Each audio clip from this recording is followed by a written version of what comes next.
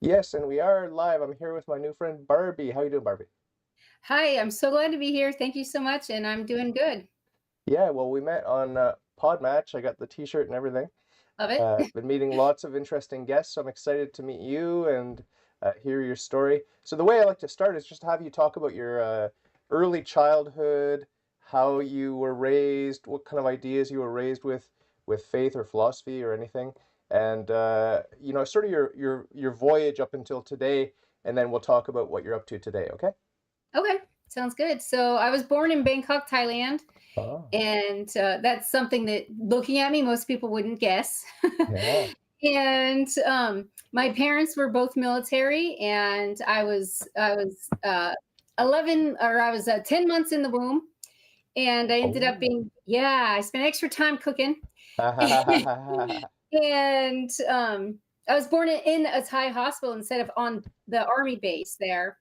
So Ah. I actually was born with dual citizenship, and we moved to the United States when I was about 4, and started life in the United States. And one of the first things, you start kindergarten, and I'm going through kindergarten, and the nuns. I went to a Catholic uh, Oh. elementary school at first, and they said they were telling my parents I'm lazy, I'm not trying,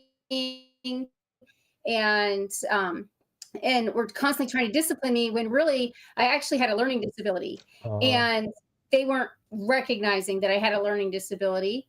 But my mom recognized that something was no. We see her working really hard, and she's just struggling, and comparing me to my sister who was a year older. They could see that there was something a little bit different, and got me tested. I had a learning disability, and they put me into regular elementary school where my sister and my older brother stayed at the Catholic school.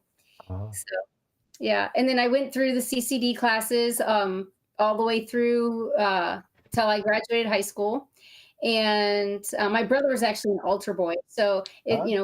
we went and um, participated. My sister and I sang in the choir, and we would have like Christmas pageants, and we would be in the Christmas pageants, and all of that stuff that came with being involved with the church.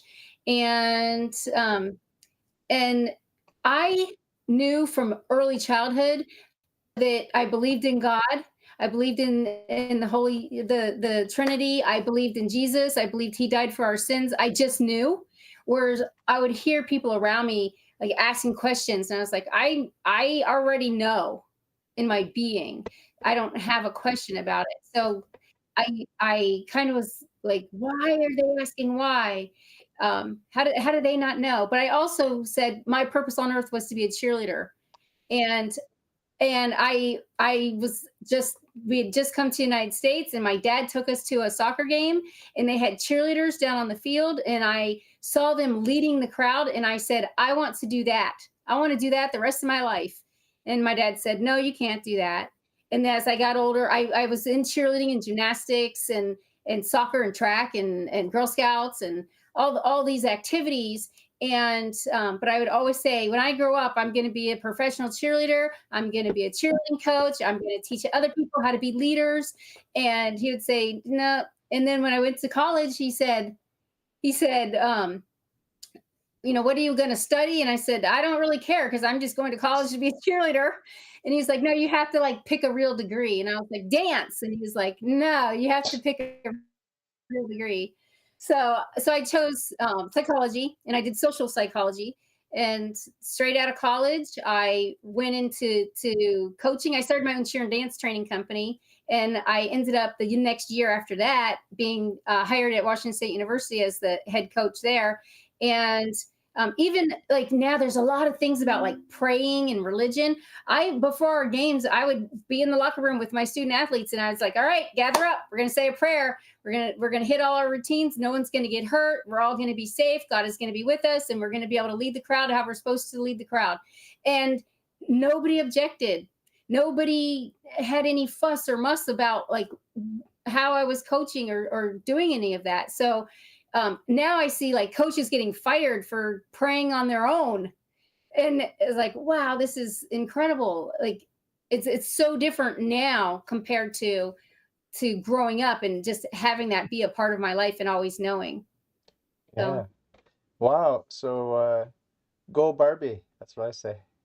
thank you. Thank you. You could teach me some tricks how to be a cheerleader.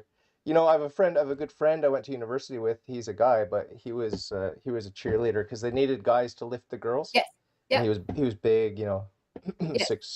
6'4" or 6'2", something like that. Yeah. But what's the ratio of guys to girls back when you were doing it? Well, college level was co-ed, so is 1-to-1, or even sometimes it was more guys than girls. Oh And yeah. cheerleading actually started as a male sport. Oh. And when they went to war, the women ended up taking over the male Ah. role in cheerleading. And then after the war was done, then they came back, and then it was co-ed, or mostly female at that point. So but even now, it's like the junior high school level is mostly women or girls, and then college level you get into the stunts and more performance of it and Okay. sport of it. So Is, definitely different on the college level. is the mascot respected by the cheerleaders or no? Absolutely. And when I coached at Washington State University, I was in charge of the cheer team, the dance team, the pep team, and the mascot program.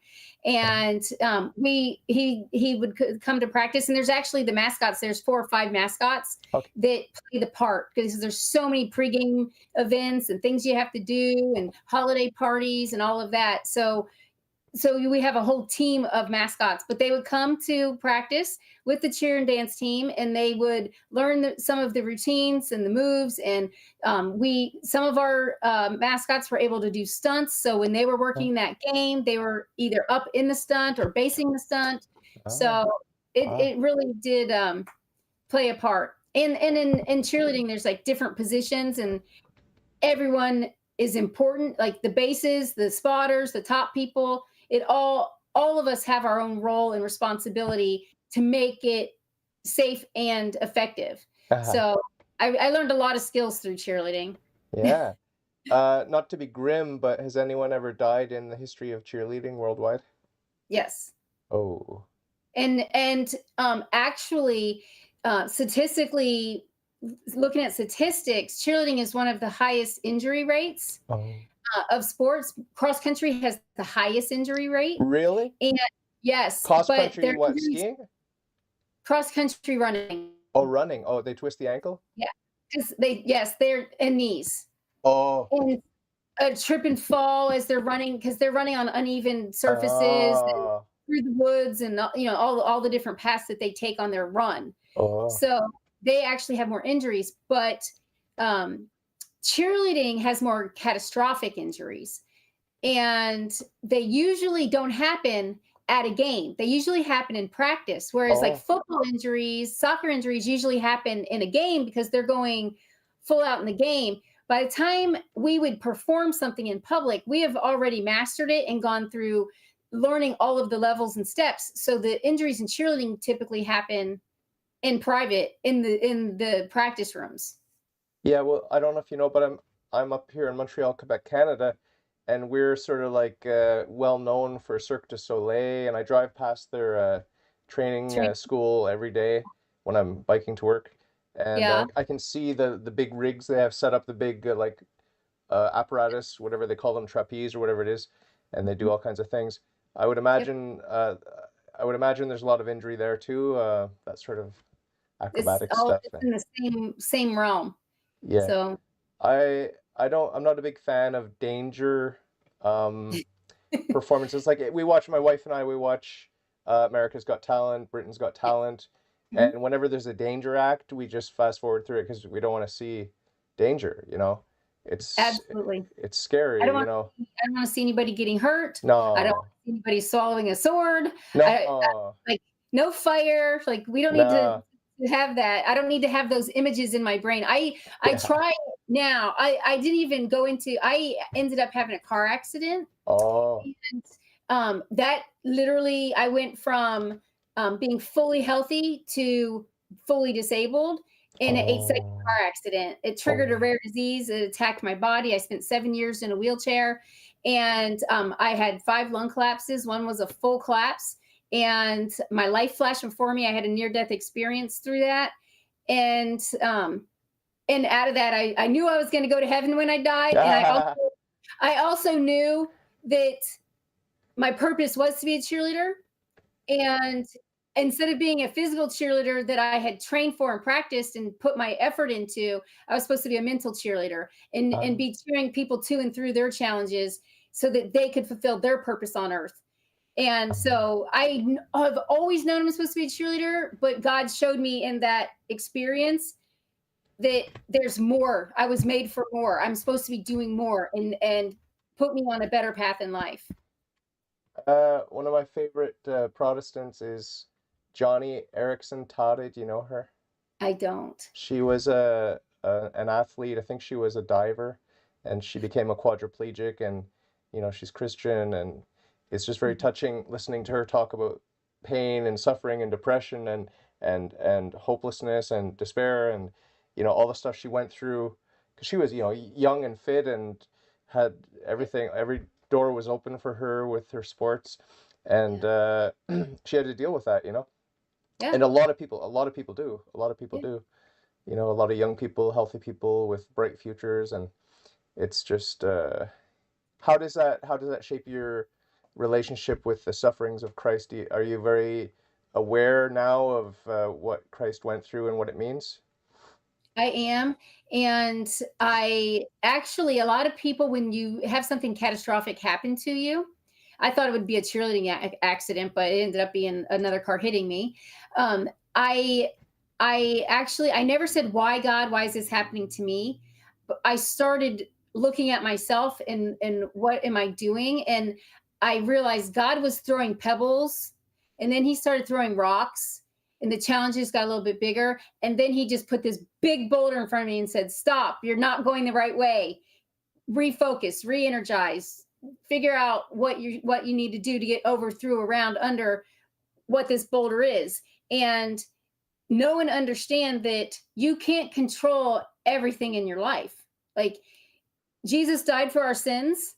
It was more apparent than ever. And I needed to live in God's light. I shouldn't be focused on me and what gets me to the accomplishments I want to have. When I live in God's light, when I live in the fact that Jesus died for our sins and gave us forgiveness through this process, that I was able to let go of guilt and let go of negative feelings that I was having, the anxiety of how do I have clothing and shelter when I can't work anymore? How am I going to live life? And it really brought me closer to God and closer to say, okay, God, I'm going to give you this anxiety about this situation. I'm going to give you these feelings and let you handle that so that I can keep living and do this for you. And so many people turn the other direction and say, God would never do this to me, or God did this to me and I hate him, or not understand that he wasn't punishing me or anybody else that's living with a chronic illness, pain. This is something that happens here on this earth, in this realm, and we have eternal salvation, and we will be going on, and we will not have this pain and these physical limitations anymore. And because Jesus died on the cross for us. And it helps me move through life more. It helps me be more forgiving when somebody does something that affects my life. I can say, okay, I don't have to be their teacher in this moment. I know that in this life or the next, if I continue to be me and live in God's light, then they will know. And it might not be in this life. It might be in their next life, in their eternity. And I'm okay with people not being, a fan or a cheerleader of me. We all have to do things our way, and I had to let go of a lot of that. What about I think you're married, right, to a guy named Ken and Barbie? Is Ken that and Barby. is that was that That's a sign from God. that I had, happened that happened I organically? Was that natural or Yeah, I believe it was God. I okay? had been married for 10 years. And when I got ill, my first husband was like, "What? Wait a second. I was a stay-at-home husband with no children or pets, and you had your own company. You worked at the university as a coach. I just was your husband and cheered you on." And all of a sudden, he's like, "Wait a second. You can't work. I gotta do something in life." And he also did not believe in God. Mm. And I thought I had enough God for both of us, and I didn't. Everybody has to have their own relationship with God. No one can do it for you. You have to cultivate it and say, "Yes, God, I know you're here and you're present with me in my life, and you can help me through this." And also, thank you, God, for giving me this benefit or opportunity, and tell them about the good things too, that you see that and appreciate that. With my ex-husband, he didn't understand that what I didn't even know I had a rare disease and why all this was happening to me. All I knew was this: the harder I tried to pull and hold on to things, the worse I got. And so we ended up getting divorced. And I said, no, no, like I'm just going to concentrate on my health and no more men, nothing. And Ken was my new neighbor, Ah. and um, and I couldn't drive. I had my driving abilities taken away in the accident. And I said, "I will pay you $40 a day." He was my new neighbor. "I'll pay you $40 a day if you can drive me to physical therapy or to doctor appointments or surgery, pick me up and drop me off." And on these drives, we would talk. And he Mm. was Christian. He was Yeah. Baptist, Mm. but I was like not looking for anybody. I was like, nope, it's not happening. And one day he was like, "You literally, I've never married. I never even asked someone to marry me. Nothing." He said, "You're exactly who I was looking for. God sent you me." And and his name's Ken. God's like, "Don't miss this pebble. This is a rock. Don't miss this sign." And had his name not been Ken, I don't know if I would have even gone on a date with him, but because I was like, no, but I was like, maybe this is a sign. This is supposed to be. And it ended up that, we learned that I had a rare disease together. And I said, "Why would you want to be with me?" Like, I knew all the things I lost and I was no longer. And he said, "You have everything on my list except for health, and we can work on that. So why would I pass you up looking for something else that you literally check every single thing on my list except for one?" So he saw something in me that I didn't even see in me. And we got to know each other, be friends first, and grow it into a relationship. He was driving me to church, and he's Baptist. He was going to Baptist church. And then all of a sudden, he's like, "Well, I don't want to go take you over to the Catholic church and me be going to the Baptist church. So I'm just going to go with you." Yeah. And I was like, "Okay." And I got the Sacrament of the Sick, which is one of we have sacraments in the Catholic religion. And so I was talking to our priest, and he was like, "Hey, I really think you should do the Sacrament of the Sick. You qualify for this." And so Ken took me, and he pushed my wheelchair up to the altar, and I got the sacrament. And then because the priest was like, "This absolves you of all your sins from now until you pass away." And my husband was like, "That sounds really good." And I got it, and he moved my wheelchair out of the way, and he got in line so he's Baptist, but he got the Sacrament of the Sick because, Oh. because the priest had explained what this is. And he was like, "Well, I don't want to be sick. I don't want to, I want to have God's blessing in my life."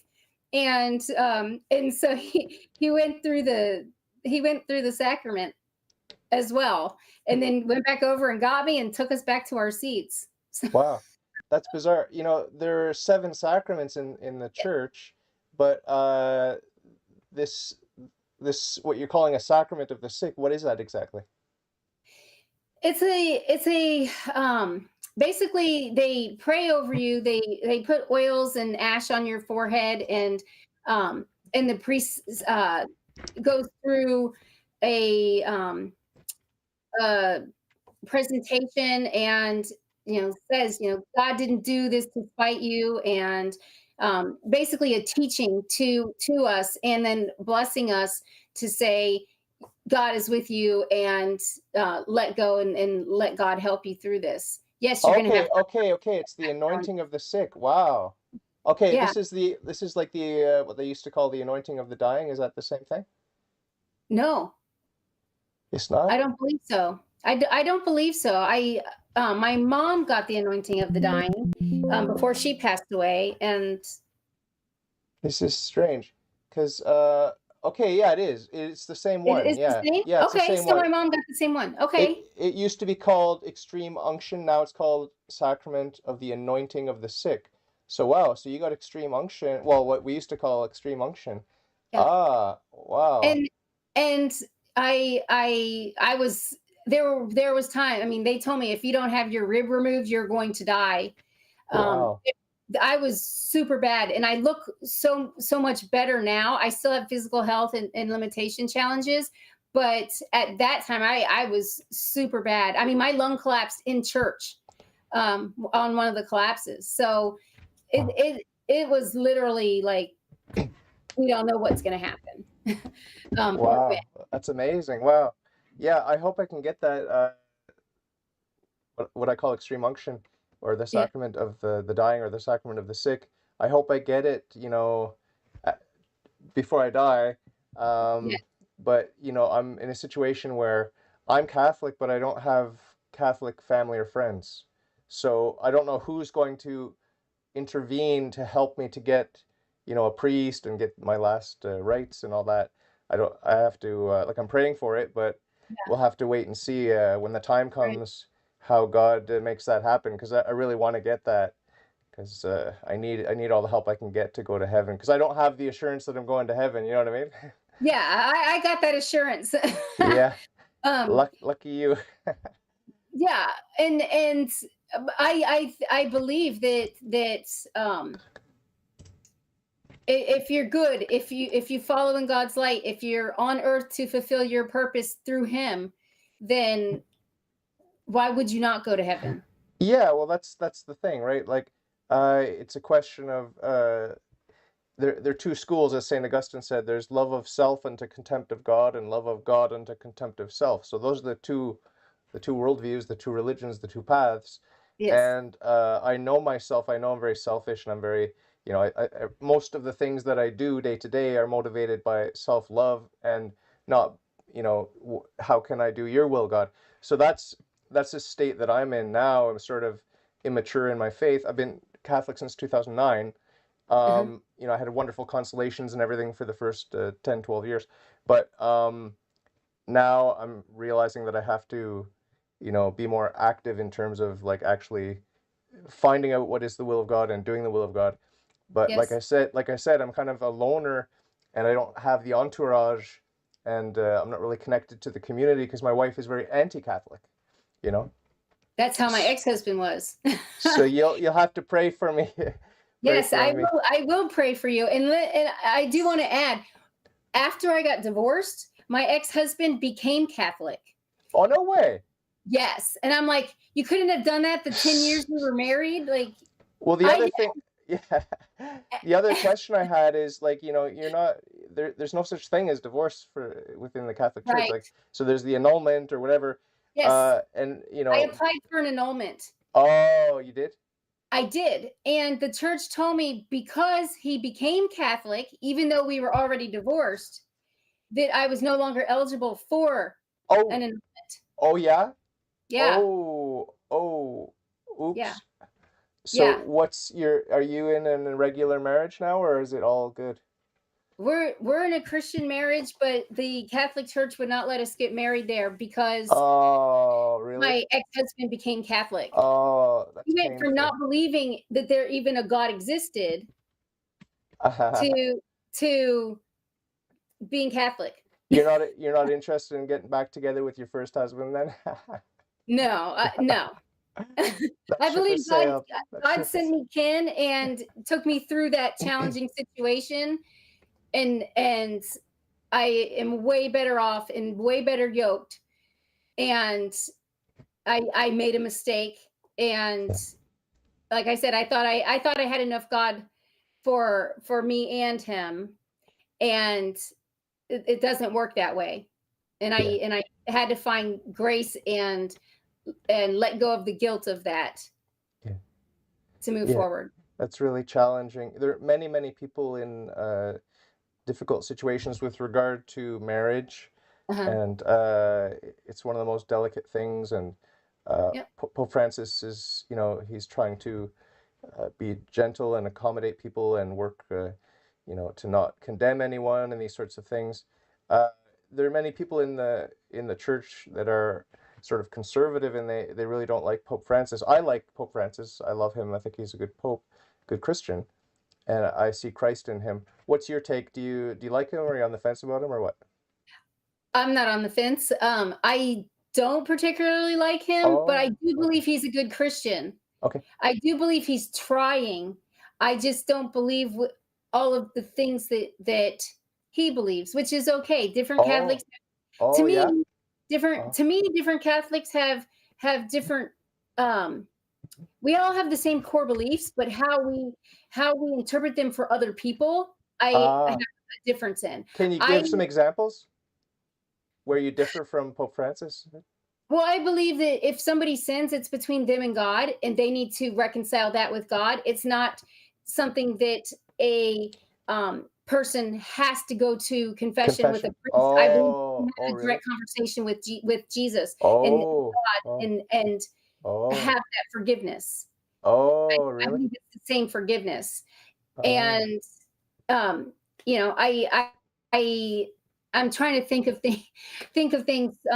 Different things have come up over the last few years that I say I believe different. That doesn't okay, mean he's a bad pope or a bad Catholic or Christian. I just believe that I'm going to do it differently, okay. and what I believe is God's light, and we'll find out when I get to heaven. Yeah. If Do you, I did a good enough job. are you unusual in your entourage, or do many people agree with you over against the dogmas of the church, or what? I think some are staunch. This is how it is, and that's what I'm going to do. And Uh, others, I think it just varies. uh, And not every Catholic agrees with me, yeah. but that helps me see that we all are doing it in our best ability, Yeah, or yeah, hopefully we're all doing it in our best ability. That's what I am trying to do. And so, but it's not my place to judge and say you're a bad person because you didn't follow this yeah. exactly. That's between them and God, and they have to work that out with God, and hopefully they do that before they pass and go to judgment, to the final judgment. Yeah, yeah. So when you go to mass, you typically take communion and all that. You're Yes, comfortable with taking the Eucharist, yeah? absolutely, absolutely. And I'm good with God. I don't feel just because I do things different than the Pope that makes me a bad person Yeah, yeah, or anybody else. you have to follow your lights, follow your conscience, that's for sure. Exactly. That's for sure. Exactly. And That's God can see my heart, yeah. and he knows that I actively work to live in his light. Yeah. So your husband, he became a Catholic, is that what you said? No, he just Started he coming? didn't go through the classes. He just started attending Catholic church with me. Oh, okay. Okay. And is he Yeah. taking communion too, sometimes? Yes. Oh, He took communion in the Baptist church, and for okay. him, his belief is he's baptized and I- and confirmed in that, and he has the right to communion. Is your pope aware of the situation? Not your pope, your priest, Our Pope, no. your priest. Your priest, is your priest Yes, aware of the yeah, situation? Your priest yes, is he's okay with that? yeah. They've never denied him. Which state are you in? Arizona. Arizona. Okay. Interesting. Yeah. We've got a lot of special situations. All like if you go to 10 different parishes here in Montreal, Yeah, you'll get different priests with different points of view, and I've met all kinds. But I tend to avoid the ones who are innovating or that are, letting non-Catholics take communion or stuff like that, yeah. just because the church teaching is so clear. But I'm not judging you. But I've Well, met it's all not kinds of it's not me doing it. It's him yeah, doing it, and he has to be right with God yeah, to do yeah, that. So yeah, yeah, yeah. Yeah. I I won't don't. be judged for what his choices are, and he will Yeah. not be judged for Yeah. my choices. Yeah. Yeah. Yeah. I'm just saying that, I'm well aware of, like, I've met priests that don't believe in the real presence of Christ in the Eucharist. I've met priests that believe all kinds of things. Yeah. And, I don't judge their heart. I just let them, I just pray for them and whatever. And, I'm in need of prayers myself, so I'm not going to judge anyone. But, yeah, what about your siblings? Do you have siblings? I do. I have two brothers and a sister. All of us are religious and Okay. spiritual. Okay. We were all raised Catholic. Yeah. My sister had switched to Baptist church, and now she goes to Uh, non-denominational church. uh, And my older brother is Baptist, and my younger brother actually is probably most spiritual, and um he just says he's Christian, and he goes to multiple churches oh, every Sunday. oh He goes yeah. to Uh, he goes to church in Japanese language. His wife's Korean, they attend Korean church, and then they go uh, to an English speaking church, oh. and they're also a multilingual unit with their children. So, and then he also started a nonprofit organization called Let's Love Japan to bring Christianity to the Japanese culture. And before the pandemic, he was going over there every year to teach about Jesus, and he does it through animation. He's an artist. And he makes animation, and he's award winning for his Christian Mm. animations. And he just started a show called Barely Biblical, Oh. and it's the Bible stories, um, the even the most violent ones that we don't like to talk about and share. And he used teddy bears to demonstrate, the battles and the guts and the gore.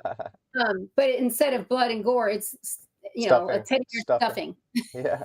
It's Wow. really, it's really a very unique and interesting approach to teaching the Bible. But he also has done some other ones that are very strict.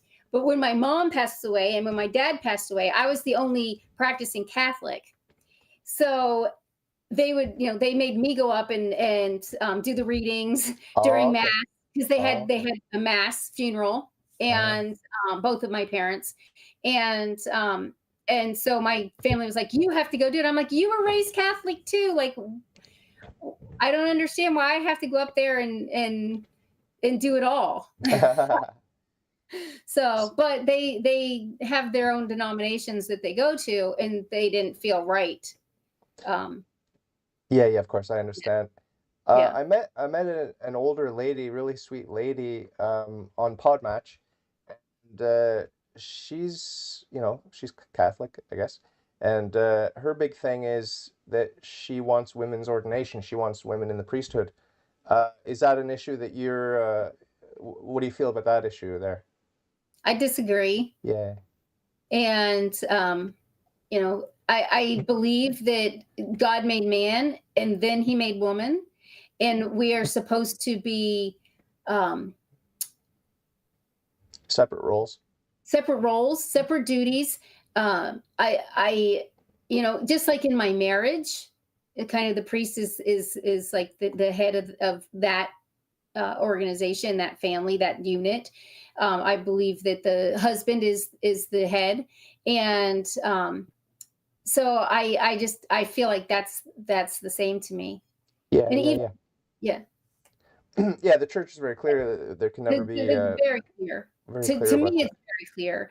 Yeah, I think that women can serve in other roles and yeah. leadership positions in the church, but I believe that the priests should all remain male.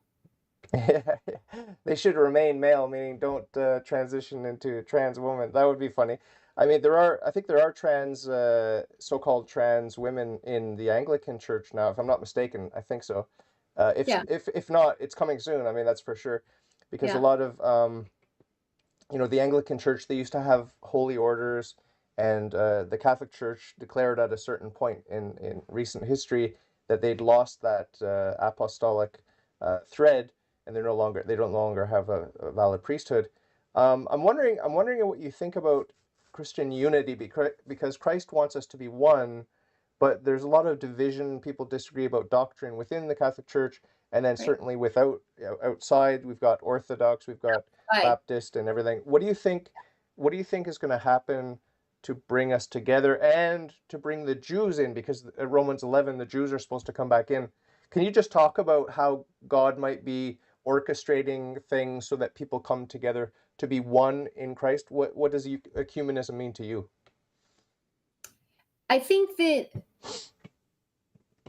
oh, I think it's happening. Okay. um, with what's happening in Israel and Yeah. in that whole situation, I'm like, is this what I is this how God is going to enact this into our world? And um, we're not supposed to say like, oh, we know when God's coming back, but hey, there's some signs. Yeah. And and I think that it's happening. I I strongly believe that each person has to have their own relationship. And so I never want to tell somebody else, your God is not my God. I believe God is God and there is only one true God. And so when someone else says they have their relationship with God, that's between them and God. And I try not to get in that. I try to be loving and accepting. And if they're not hurting anybody and they're living to a good standard, that's between them and all of our God. To know their heart and know they had free will. God gave us free will, and this is what they did with it. With the knowledge that I have and the studying and the beliefs and the research that I've done, I just choose to do it the way that I feel is the right way. I just don't want to be telling somebody else how they should be doing it. But I believe Yeah. that we will all come together and we all have all of the Christians at least have the same God. We just are looking at it from our own perspectives and prisms that sometimes shoot the light in a different direction. But if you're doing it and the things in your life aren't working out, maybe redirect and say, God, show me the path. What am I supposed to be doing? And turn that conversation back to him. Yeah, well, the thing about Judaism and Christianity and Islam is they're all monotheistic. They all worship the one true God of Abraham, Isaac, and Jacob. Yes. But the understanding of God is a gift of God. Like it's a grace to have the faith, to have the Christian faith is it's a grace. Yes. What do I have that I've not received? So we can't boast. But Saul, I believe that he feared God before he became Paul, before his conversion.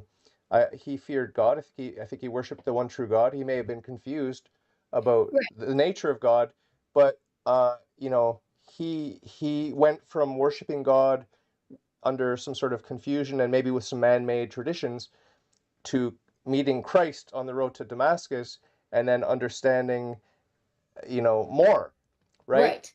Much more, and having a deeper relationship with God, Father, Son, and Holy Ghost. Whereas before he was, because St. Paul says we see through a glass darkly. Well, he was seeing through a glass darkly before his conversion, and then he was able to see more clearly by the grace of God. He had vision. He was taken up to heaven, and so on and so forth. Right. So I just want to emphasize that a lot of people are confused about God. Who is God? The Jews, the Muslims are confused about the Trinity. They don't understand the Trinity. They reject the Trinity. But so did Saul. So there's always hope that God can act Right. uh, and meet us where we are.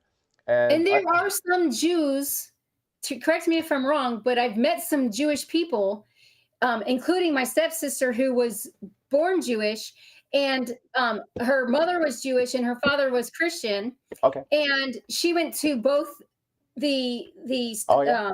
studyings, and she believed in Jesus, Oh and yeah. and Messianic Jew, yes, Jews for Jesus, these sorts of yes.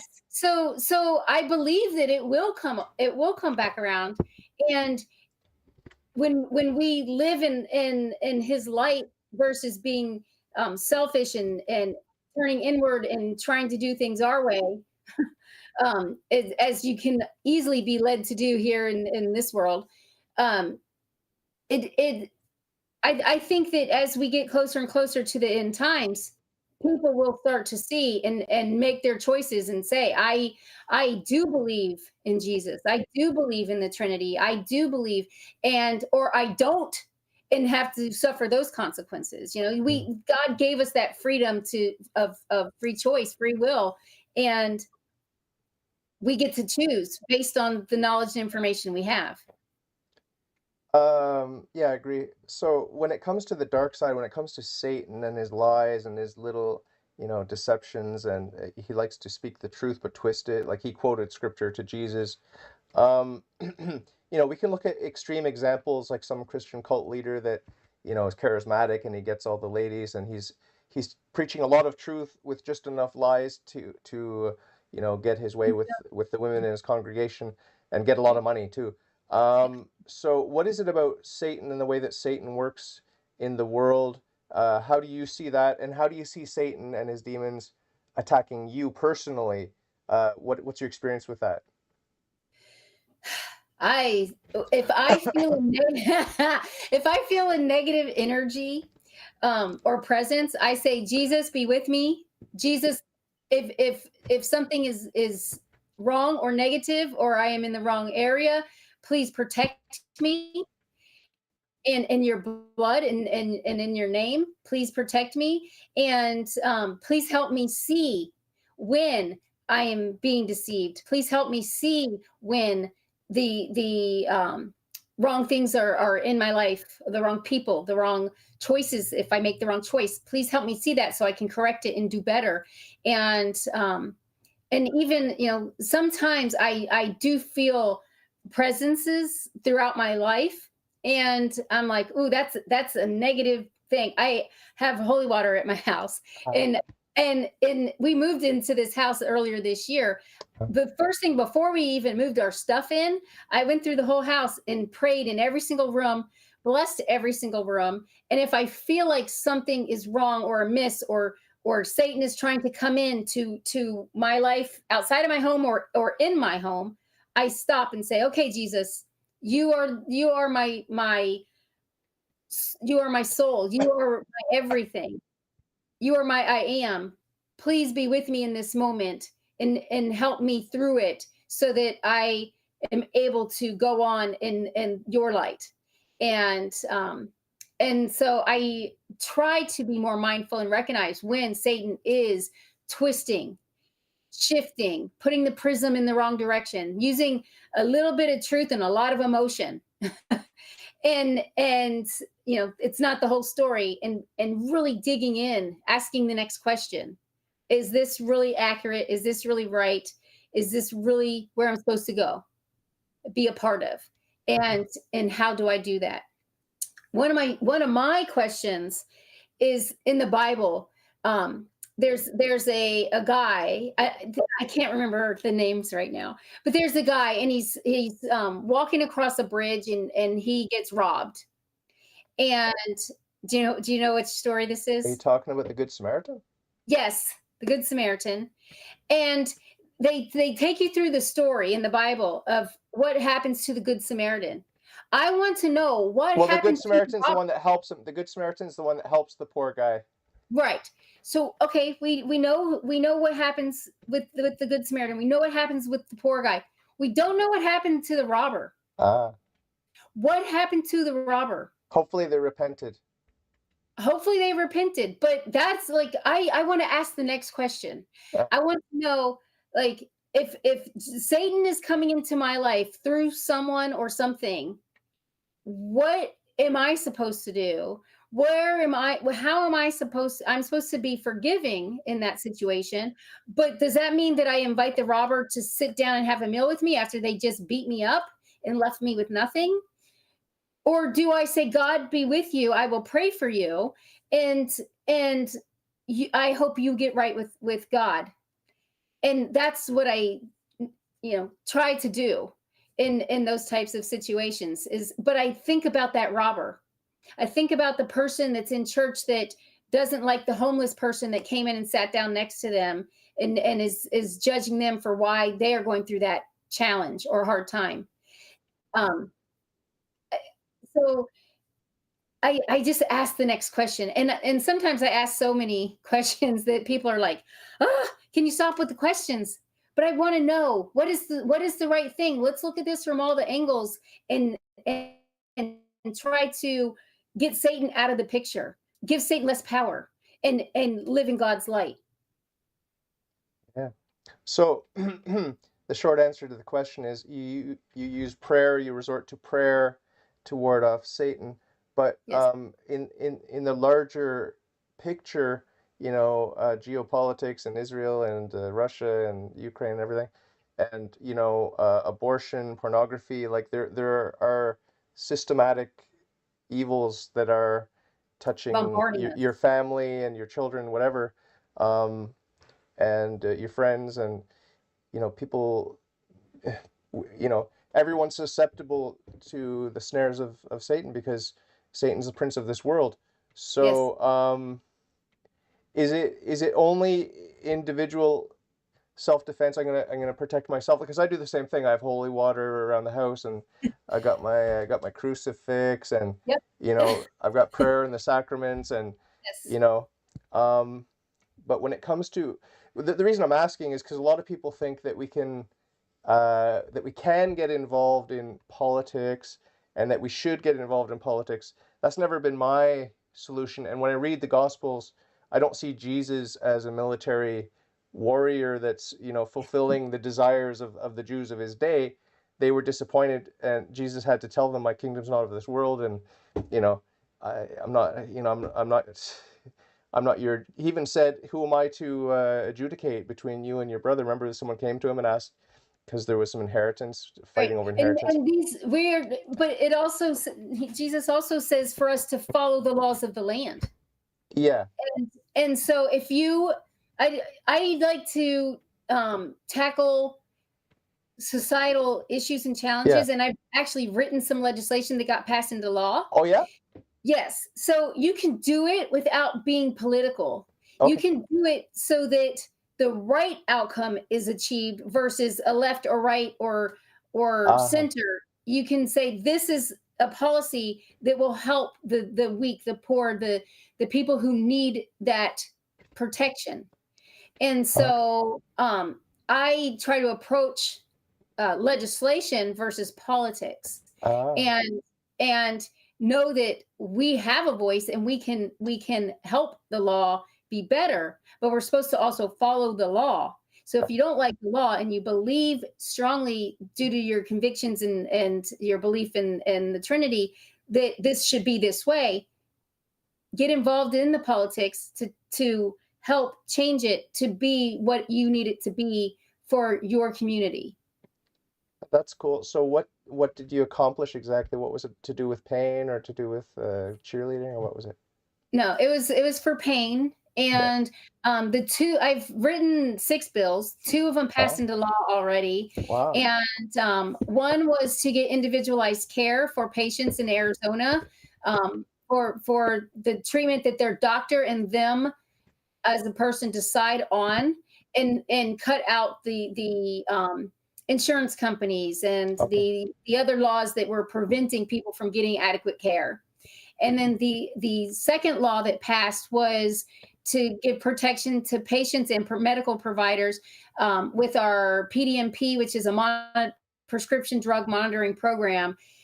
It was being used against people. They were trying to do the right thing, and they're in this system, but the information was being used against them in different ways. And we put a block on it so that if the law enforcement want to see that private health data, that they will have to get a warrant and have to have a solid reason to be able to get access to that data. They can't just go look you up in the system and then put you in jail because you take a pain medication or what have you when you weren't driving under the influence of the pain medication type of Yeah. situation.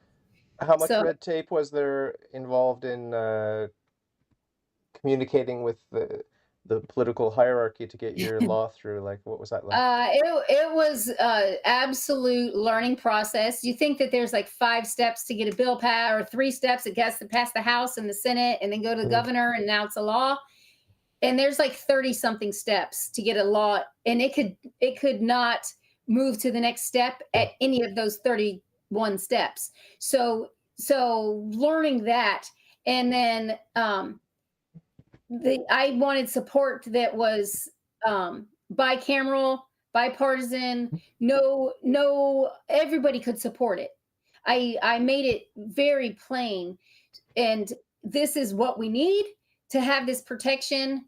This is why everybody should support it. And a lot of times, legislators, especially with my other four bills, they say, I'm not going to support this because so and so supports it, and if they support it, it can't be good.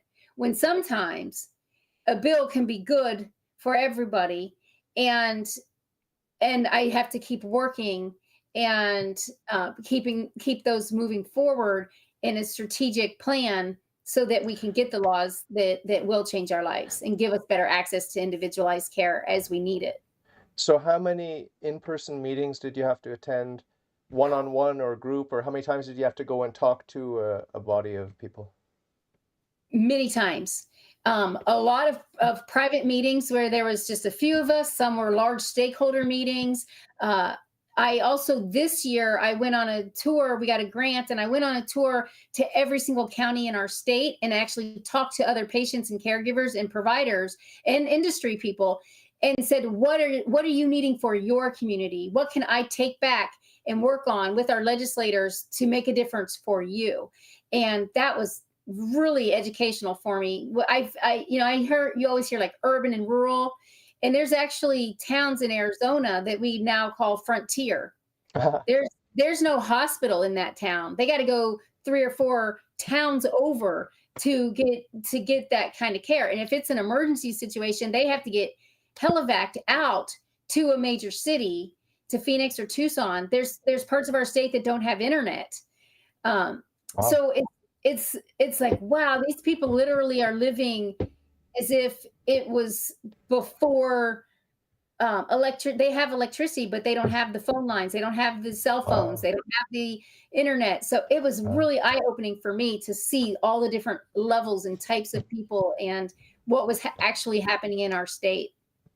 Wow. Well, congratulations on doing all that hard work and getting stuff passed through. You're restoring hope for me and humanity, because I thought I thought the system was so corrupt and constipated that no real human could actually make a change, but I'm very happy to hear that it's possible. Humanity is equipped with hope. Yeah. They I, just have to choose to use it. I saw, maybe I'm too cynical, but there is a lot of corruption in politics, let's face it, Yes, but I'm glad absolutely. I'm glad there's still like direct democracy happening. So I saw just briefly in your bio something about reality, like reality shows or reality something. What happened there? Because my wife and I watch a lot of reality shows, but probably not what you're talking about. What are Yeah. you involved in? Uh, well, I actually like to do projects that are outside the box that reach people who wouldn't normally hear my message. Okay.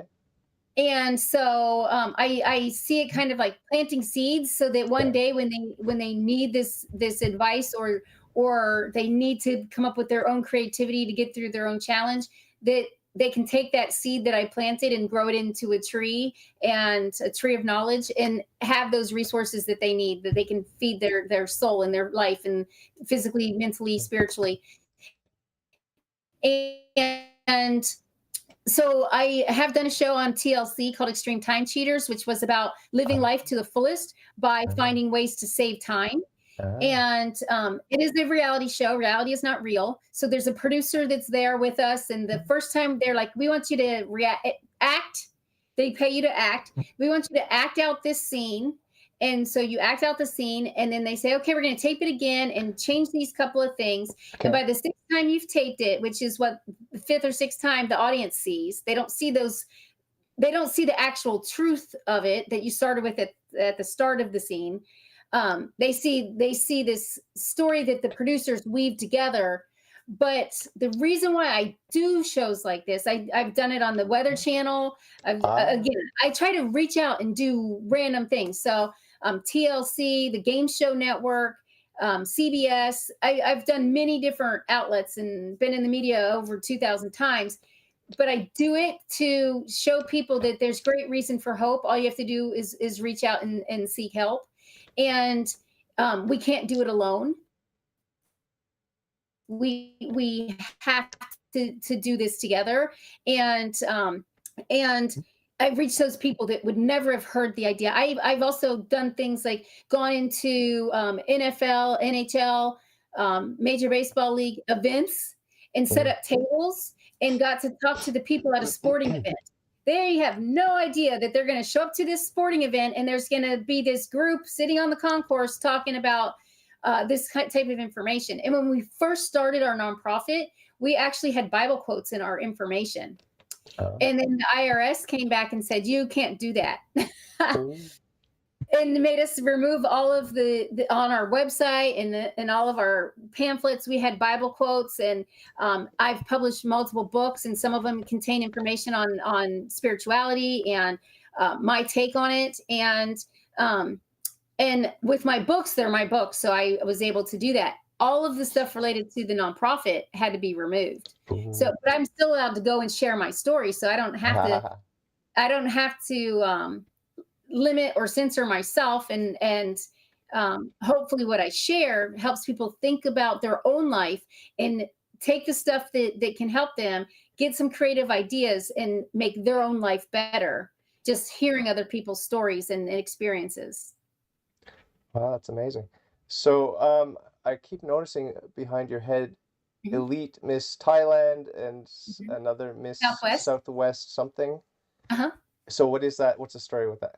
Yes. So since I was a child, I did pageants, Okay. and the year that I was 29 years old, I was going to participate in the Mrs. Washington state pageant, and I developed a rare disease, and my whole life fell apart, and I couldn't do it, and I thought I'd never do it again, and I turned 50 last year, and I said I would like to.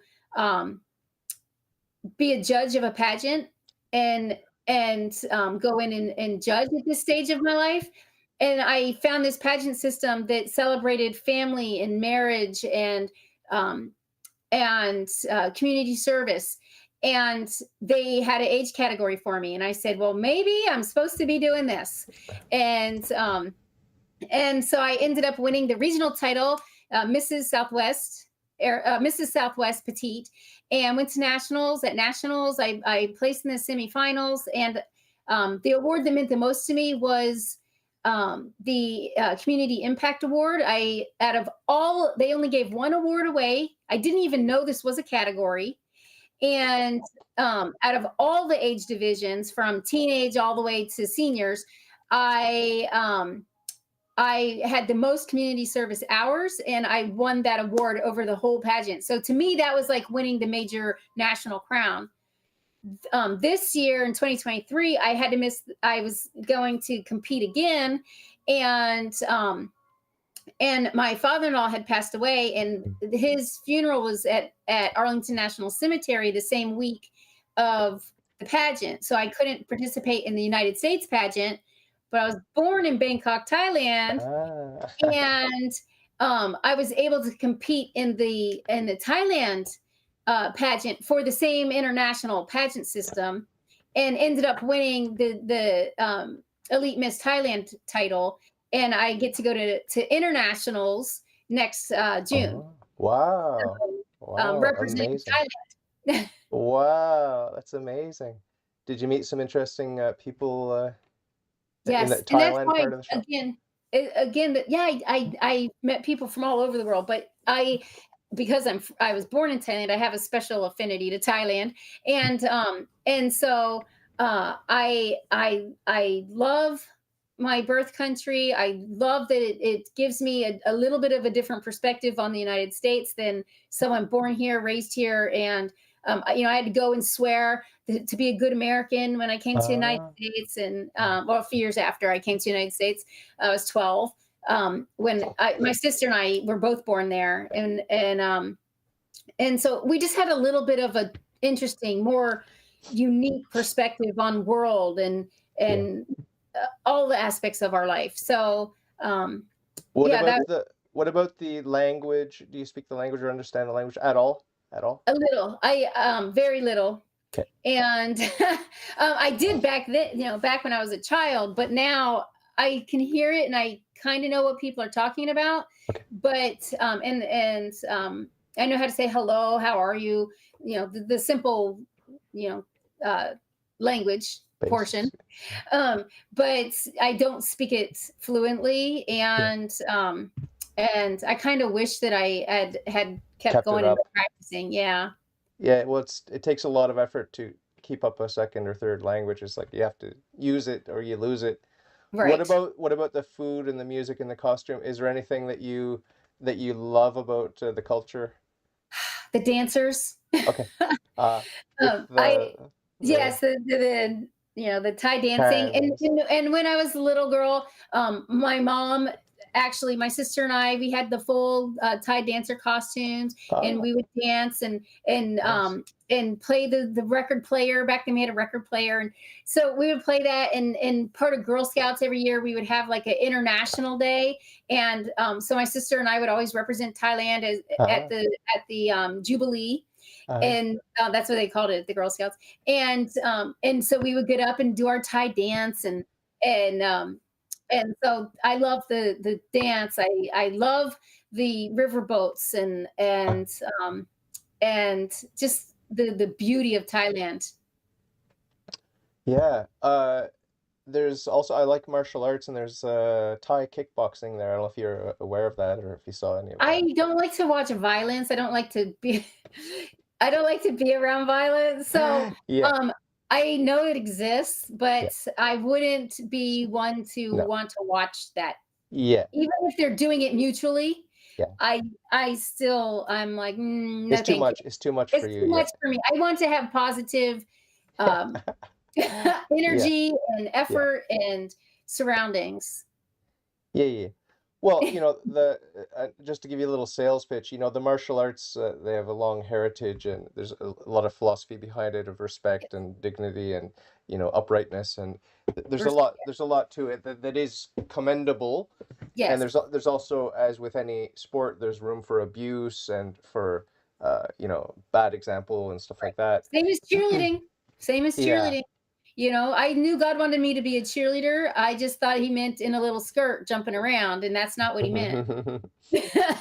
So So I what's Yeah.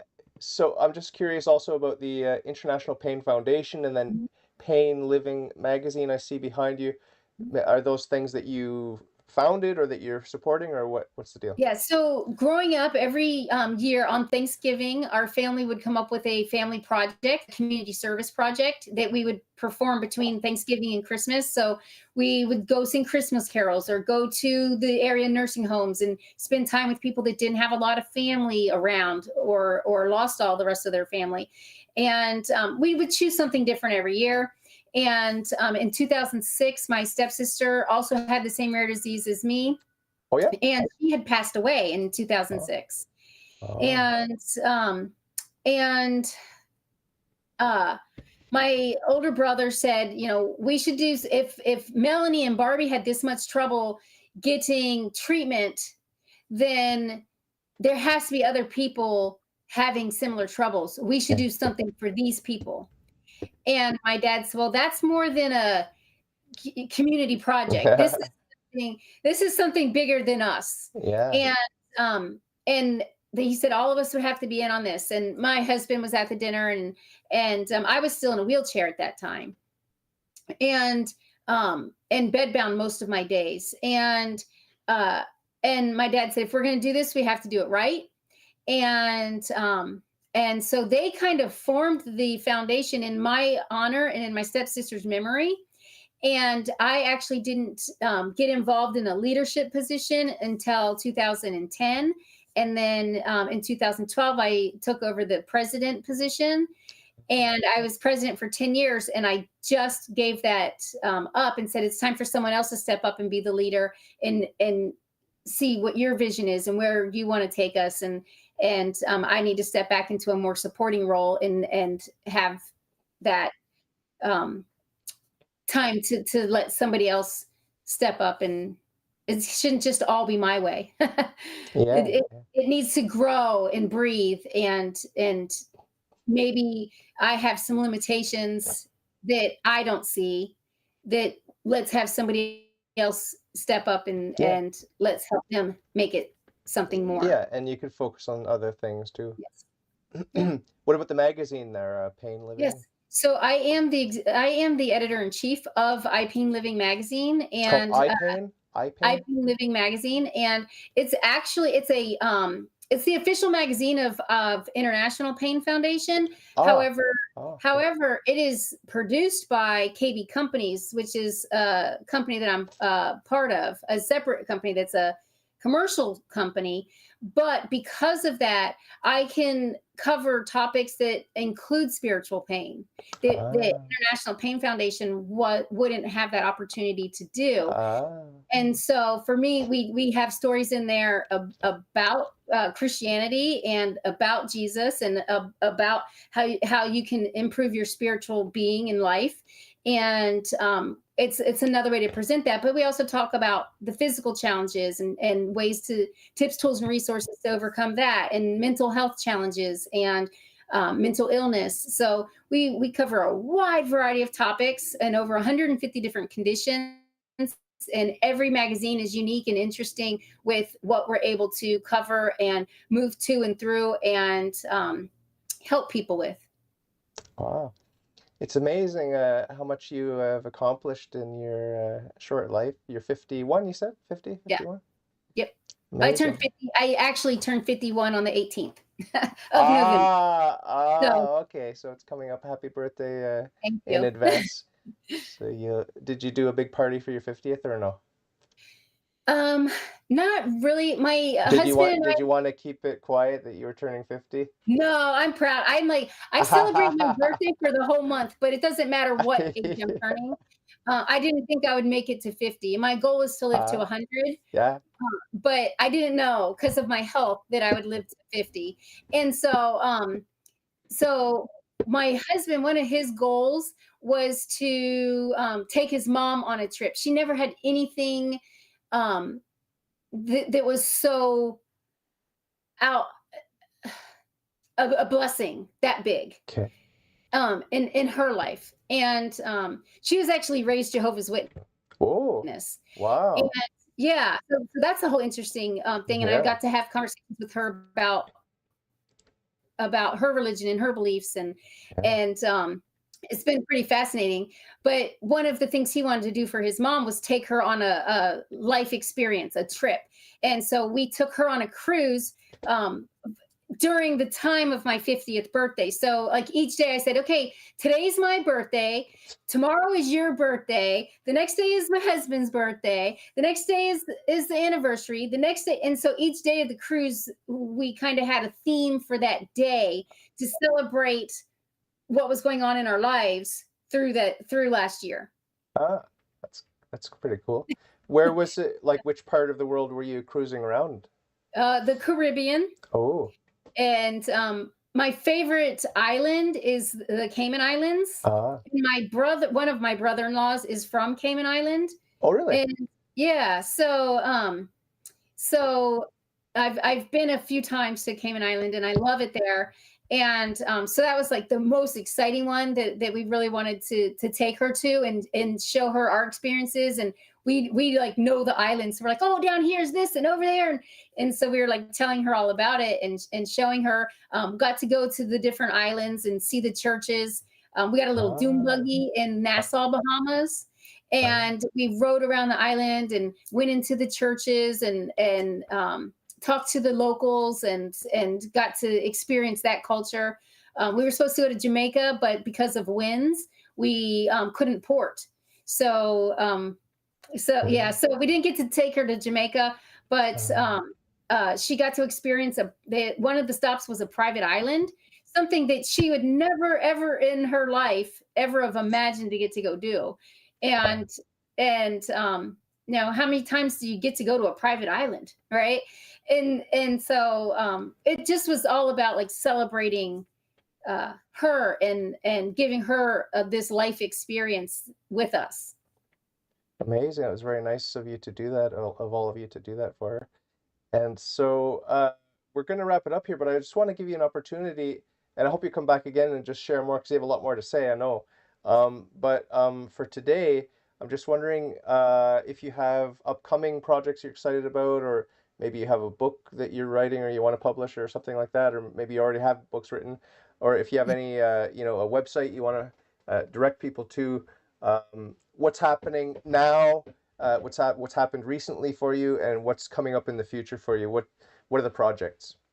So currently, this is the month of November, which we call Nerve Ember. Nerve Oh, meaning nerve pain, and ember meaning the burning fire pain that you feel when your nerves are activated. oh, And so we're going through the November project right now and sharing that. And we're already, I think today's the 11th or 12th. 12. We've already reached 30 million impressions, and last year we ended the year at 60 million impressions. So we're already on pace to beat last year. And Ah, last year we ended with 500 participants from around the world, and so we've already reached over 500. wow. So that's currently going on. I actually just finished my second children's book about Mhm. my first children's book was Aunt Barbie's coming for a visit. How can we get the house ready for her to try to teach children about Ah, their relatives who might have a disability or a pain condition, and how they can be involved in their life still, and that just because I can't always play doesn't mean that I don't love you. And it's been helpful in my family to use that book and teach my niece and my nephews.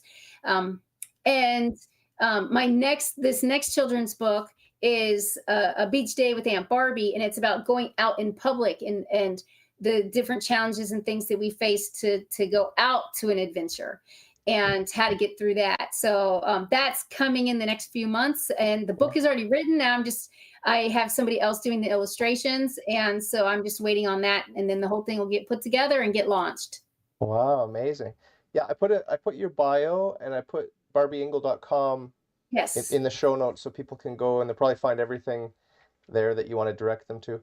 So yes. really amazing to meet you. I'm inspired by your energy, your passion, your joy, your light, and I'm proud of you that you persevered through challenges. And I'm feeling very weak and wimpy now because I'm not courageous. I'm not courageous like you are. So hopefully you'll pray for me and give me some of that. Give me some of I, your I spark. will. I will absolutely pray for you. And when I'm having a challenging time, I say, God, please help me through this. But I also have my husband as my cheerleader too, and hopefully you have someone in your life. One time I was getting ready to walk a red carpet, and I was like, I don't know, I just don't feel. I just feel a little bit odd about this. And he's like, what's the worst that can happen? Just go, because I was just a little like, ooh, apprehensive. What do I do? I don't really have a plan for this situation I'm about to enter. Mm, And he said, just go for it and walk through it. And he's like, you're not alone. And I knew that, Jesus is with me. I'm gonna do the best I can do. And I just went out there and rocked it. But when you're in those situations, just give God a little wink. God, I know you're with me, or have that cheerleader next to you remind you, hey, you got this. You can do this. You're not alone. Do it with God. always amazing. So thank you so much. Remember to pray for me and mine. I always Abs- enroll my guests in a perpetual mass, so you and your family are going to be getting lots more graces coming your way. It's a perpetual mass for you and your parents, living or dead, and your spouses and children and your siblings, okay, living or dead.